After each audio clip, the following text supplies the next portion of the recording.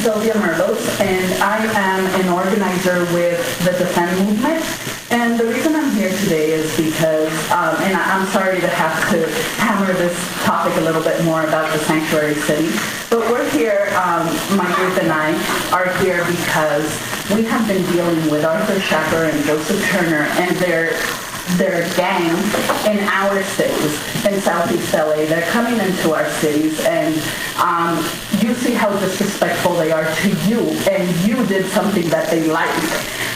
They're bringing that ire and that violence into our communities. They are bringing weapons.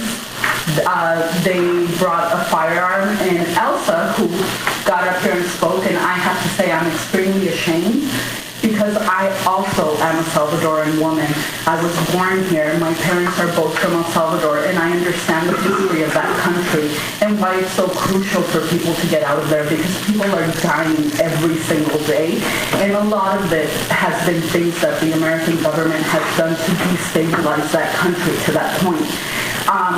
But I say that because these communities that they're attacking don't have these problems. I grew up in these communities.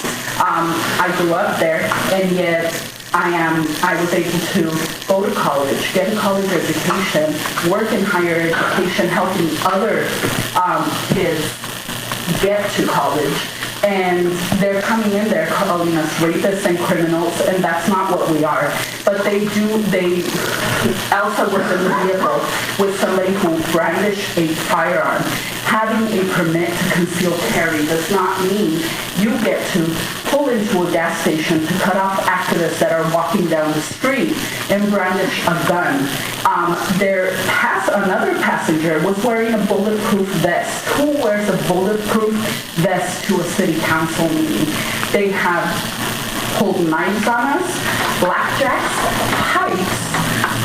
They have pepper spray. Omar Navarro, who they spoke of, who's running against Maxine Waters. Actually, we have video of it that they posted where he's walking into a car as the passenger. He and the other person in the front both stick their arms out as they're driving away and pepper spray a crowd, including a small child who you could see covering his face and turning into his mother's lap. And it's so incredibly heartbreaking.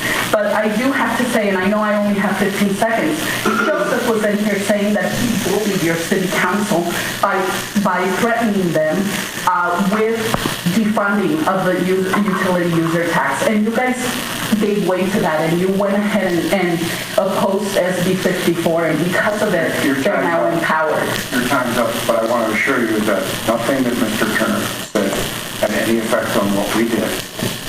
We did what we do in a regular course of business. I apologize for Mr. Schaper and Mr. Navarro for coming to your community and causing any disturbance at all. They had no validity with this city. They were not our agents. I've apologized to countless mayors in the county of Los Angeles and actually as far north as Oregon because of the behavior of these people using the name of our city. That's not what our city's about. So I apologize for what they've done. And I appreciate that. I certainly am on the same side as you. I appreciate that, but now Joseph has filed the same initiative in our cities, and he's looking to bankrupt these cities because he feels that somehow they're harboring fugitives. Well, that's unfortunately one of the rights that people have.